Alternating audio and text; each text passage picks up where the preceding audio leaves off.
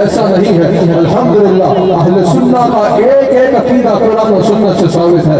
ہم جو حضور علیہ السلام سے مانتے ہیں یہ ہم اپنی طرف سے نہیں مانتے، میں ابھی اس سے ثابت بھی کرتا ہوں، اس مختصر وقت میں جتنا ہو سکے بیان کرتا ہوں۔ لیکن اعلیٰ حضرت نے کہا نا کہ وہی رب ہے جس نے آپ کو ہم عطن کرم بنایا، ہمیں بھیک مانگنے کو آپ کا آسنا بتایا، تجھے حمد ہے خدایا، تجھے حمد ہے خدایا، وہی حاکم برایا، وہی قاسم عطایا، وہی شافع خطایا، وہی دافع بلایا، کوئی ان سا کون آیا۔ الحمدللہ اس عقیدے کو صرف شعر کہہ کے گزر نہیں گئے بلکہ الحمدللہ ہمارے اکابر نے اس عقیدے پر اور تمام عقائد پر دلائل کا وہ انبار اور ناقابل تردید دلائل کا وہ انبار لگایا کہ جس کا جواب نہیں ہے۔ الحمدللہ تو اللہ تعالیٰ نے قرآن کریم میں جب ارشاد فرمایا نا اگلی سائد سے آغاز کیا جائے اور اسی پر تھوڑی دیر کلام کیا جائے کہ میں نے آپ سے کلام کرنا ہے۔ وما آتاکم الرسول فخذوہ، جو میرے حبیب علیہ السلام دیں وہ لے لو۔ ابو مصرین کہتے ہیں اللہ تعالیٰ نے قرآن کریم میں حضور کی بے شمار شانوں کا ذکر فرمایا، لیکن یہ حضور علیہ السلام کی شانوں کا ایک نرالا انداز ہے۔ اللہ تعالیٰ نے اس میں حضور علیہ السلام کی عظمت و شان کا بھی اعلان فرمایا اور حضور علیہ السلام کے اختیارات کا بھی اعلان فرما کہ قیامت تک آنے والوں کو بتا دیا۔ حضور علیہ السلام کے اختیارات کا بھی اللہ تعالیٰ نے اس میں جو ہے وہ بے مثال بیان فرمایا، بے مثال بیان فرمایا۔ جو میرے حبیب علیہ السلام دیں وہ لے لو۔ مفسرین کہتے ہیں اس میں اللہ تعالیٰ بیان کر رہا ہے کہ رسول اللہ علیہ السلام کے پاس مجھے آپ کی بھرپور یہاں بیٹھے ہوئے یا جہاں جہاں سنا جا رہا ہے اور جائے گا مجھے آپ کی بھرپور توجہ درکار ہے۔ اپنے عقیدے اور نظریے کو سیکھو، بالخصوص میں نے کہا اس دور میں یہ جو سوشل میڈیا کا ڈھنگوسڑے قسم کے شاہ سوار آئے ہیں یہ تو بک بک کر رہے ہوتے ہیں، اس عقیدے کو بنیاد بنا کے کہتے ہیں کہ اہل سنت کا عقیدہ شرک پہ مبنی ہے۔ یہ کہتے ہیں اللہ سے نہیں مانگتے، یہ حضور سے مانگتے ہیں، شرک کرتے ہیں، انہوں نے اپنے نظریات بنا کے رکھے ہیں۔ اور بھائی یہ کون سی عقل ہے؟ رات کو بھی میرے سے کچھ لوگ جو ہے وہ اللہ ان کو مزید عزت دے دنیا کے معروف لوگ ہیں وہ مجھ سے سوال کر رہے ہیں۔ میں نے کہا کہ آپ کو غلط طریقے سے عقیدہ اہل سنت بتایا گیا ہے۔ کیمسٹری پڑھتے ہو میتھمیٹکس والے کے پاس جا کے اور میتھمیٹکس والے کے پاس سے جو جا کے ہسٹری پڑھ رہے ہو، ہسٹری والے سے میتھمیٹکس پڑھ رہے ہو تو تمہیں کیا سمجھ آئے گی؟ اہل سنت کا نظریہ کیا ہے یہ پوچھنا ہے تو اہل سنت سے پوچھو نا، یہ پوچھنا ہے تو اہل سنت سے پوچھو، پھر اگر کوئی شک کی گنجائش نظر آئے تو بات کر کے دکھانا۔ یاد رکھیے گا اس آیت میں اللہ تعالیٰ نے صرف رسول اللہ علیہ السلام کو یہ نہیں بتایا کہ رسول اللہ علیہ السلام کے پاس خزانے ہیں، بلکہ مفسرین کہتے ہیں اللہ نے رسول اللہ علیہ السلام کو خزانوں کا مالک ہونے کی طرف اشارہ کیا جا رہا ہے، بتایا جا رہا ہے رسول اللہ علیہ السلام۔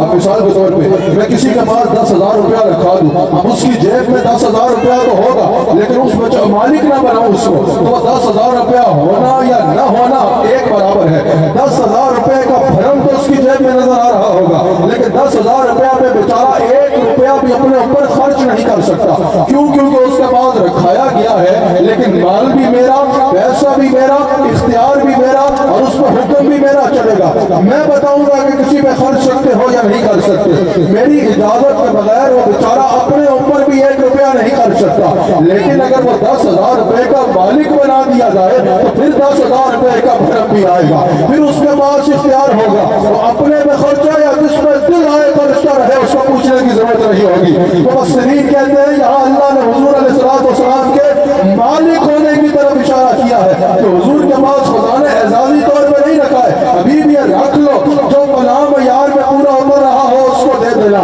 جو فلاں معیار میں پورا اتر رہا ہو اس کو دے دینا، یا ابھی تو اتنی نمازیں پڑھے اس کو دے دینا، یا ابھی جس کے دامن میں اتنی تہجد ہو اس کو دے دینا۔ کہا ابھی خزانے بھی تیرے، امت بھی تیری، سب کچھ تیرا، جب چاہو جس سے چاہو جتنا چاہو تو تمہیں نہ کوئی روک سکتا ہے نہ کوئی ٹوک سکتا ہے۔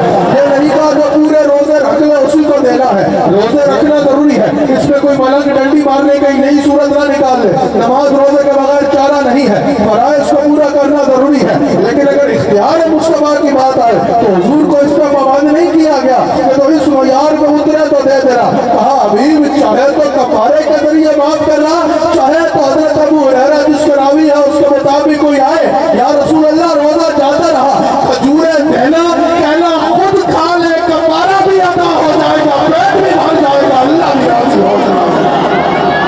یہ میرے مصطفیٰ علیہ السلام کا ذاتی اختیار ہے جو اللہ نے میرے مصطفیٰ علیہ السلام کو دیا، خزانوں کا مالک بنا دیا میرے حبیب جب چاہو جو چاہو جس کے لیے چاہو جیسے چاہو کر دو، خالق کل رہا ہو، مالک کل بنا دیا، کل جہان ہے آپ کے قبضوں میں اختیار۔ میرے مصطفیٰ علیہ السلام کو اللہ نے کیا خوب بنایا ہے، کیا بات ہے میرے مصطفیٰ کی۔ پہلے میری جتنی بھی تھوڑی دیر کی گفتگو ہے، اس کو سنتے وقت ایک چیز کو اپنے ذہن میں پن کر دیا جاتا ہے نا، کہ جب بھی کوئی چیز کھولتا ہے سب سے پہلے وہ آتی ہے، اس طرح ذہن میں اس بات کو پن کرنے اور پھر اس کے تناظر میں پوری تقریر کو سننا ہے آپ نے، کہ اہل سنہ کا یہ عقیدہ ہے کہ خالق اللہ ہے۔ ہم اللہ کو بھی خالق نہیں مانتے، اللہ کو ہی خالق مانتے ہیں۔ خالق حقیقی خالق اللہ ہے، اور مالک حقیقی بھی صرف اللہ کی ذات ہے، اور مالک بھی ذات بھی اگر کوئی ہے تو وہ اللہ ہے۔ اللہ کے پاس جو کچھ ہے وہ اس کا ذاتی ہے، اور رسول اللہ علیہ السلام کے بعد جو کچھ ہے وہ کس کی عطا ہے؟ اللہ کی عطا ہے۔ اللہ کسی کا محتاج نہیں، لیکن ہمارے آقا علیہ السلام ہر لمحہ اللہ کے محتاج ہیں۔ یہ عقیدہ ذہن میں رکھنا ہے۔ حضور جو دیتے ہیں، جو مال دیتے ہیں وہ بھی اللہ کا دیا ہوتا ہے، جس اختیار سے دیتے ہیں وہ اختیار بھی اللہ کا دیا ہے۔ یہ عقیدہ ذہن میں رکھو، لیکن اس میں بھی کوئی شک نہیں کہ اللہ تعالیٰ نے اپنے حبیب علیہ السلام کو اختیار اتنا دیا جس کی کوئی مثال نہیں ملتی۔ جب ہم یہ آیت پڑھتے ہیں نا، وَمَا آتَاكُمُ الرَّسُولُ فَخُذُوهُ، جو میرے حبیب علیہ السلام دیں اسے لے لیا کرو۔ بعض لوگ اس میں صرف جو ہے مال غنیمت اور مال فے پہ کلام کرتے ہیں، صرف مال غنیمت اور مال فے کا ذکر کرتے ہیں کہ مال غنیمت میں سے جو حضور علیہ السلام دیں وہ لے لو، اس سے مراد یہ بتایا جا رہا ہے، یا مال فے میں سے جو حضور علیہ السلام لے وہ لے لو۔ فقط اس کو اس میں معنی تک مفہوم تک محدود کر دینا درست نہیں ہوگا، کیونکہ مفسرین نے صراحتاً اس میں کلام کیا ہے کہ اس میں مال غنیمت بھی شامل ہے، مال فے بھی شامل ہے، لیکن اس میں صرف مال غنیمت اور مال فے شامل نہیں ہے، بلکہ یہاں ما عموم کے لیے ہے۔ یہاں لفظ ما جو ہے وما آتاکم الرسول میں یہ جو ما ہے یہ عموم کے لیے ہے۔ اس میں حضور علیہ السلام کی تمام عنایات شامل ہیں، اس میں حضور علیہ السلام کی تمام عطائیں شامل ہیں۔ جو کچھ رسول اللہ علیہ السلام نے امت کو دیا اور دیتے ہیں وہ اس میں شامل ہے۔ کہا بالکل ہم یہ مانتے ہیں۔ میں نے کہا یہ مانتے ہو کہ جو رسول اللہ دیتے ہیں وہ اس میں شامل ہے؟ کہا بالکل شامل ہے۔ میں نے کہا اس آیت کا مطلب کیا ہے؟ کہا مال غنیمت اور مال فے کے علاوہ نہیں۔ میں نے کہا رسول اللہ نے شرم کرو، مال غنیمت اور مال فے کے علاوہ امت کو کچھ نہیں دیا؟ اگر رسول اللہ نے مال غنیمت اور مال فے کے علاوہ کچھ نہیں دیا، میں تم سے پوچھتا ہوں، یہاں پر اتنی بڑی تعداد میں لوگ بیٹھے ہو، بتاؤ کہ رسول اللہ نے امت کو مال غنیمت کے سوا کچھ نہیں دیا؟ وہ تو اس وقت صحابہ میں تقسیم فرمایا جو ان کا حق تھا، لیکن مجھے بتاؤ اگر رسول اللہ علیہ السلام نے کچھ نہیں ملا، بنیاد سے شروع ہو جاؤ، یہ نماز کس کے در سے ملی؟ یہ روزہ کس کے در سے ملا؟ یہ قرآن کس کے در سے ملا؟ یہ کس بڑے مفتی بنے پھرتے ہو، یہ علم کس کے در سے ملا؟ اور بھائی کہا رسول اللہ سے کچھ نہیں ملتا۔ میں نے کہا رسول اللہ سے کچھ نہیں ملتا، بتاؤ اللہ کہاں سے ملا ہے؟ جس کے دربار سے خدا مل گیا اس کے دربار سے خدائی نہیں ملے گی کیا؟ اگر میں لاہور والوں تم سنیوں سے پوچھو، بتاؤ کس کا صدقہ کھاتے ہو تو جواب کیا ہوگا؟ بتاؤ کس کا صدقہ پیتے ہو تو جواب کیا ہوگا؟ بتاؤ سانس بھی جو لیتے ہو وہ کس کے در سے آتی ہے، جواب کیا ہوگا؟ کس کے در سے اولاد کس کا صدقہ ملی تو جواب کیا ہوگا؟ جواب یہ ہوگا جو کچھ ملا دربار مصطفیٰ سے ملا۔ جواب یہ ہوگا کون دیتا ہے؟ ارے دینے کا منہ چاہیے، اور یہ ہر چپ کے آنکھوں دینے والا ہے سچا ہمارا نبی۔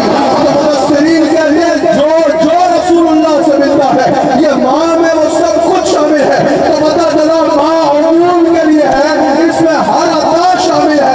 خدا چاہیے ہو تب بھی مصطفیٰ سے مانگو، خدائی چاہیے ہو تب بھی مصطفیٰ سے مانگو۔ جو میرے حبیب علیہ السلام دے اسے لے لو، جو حضور علیہ السلام دے اسے لے لو، اور جس سے روک لے اس سے روک لو۔ اب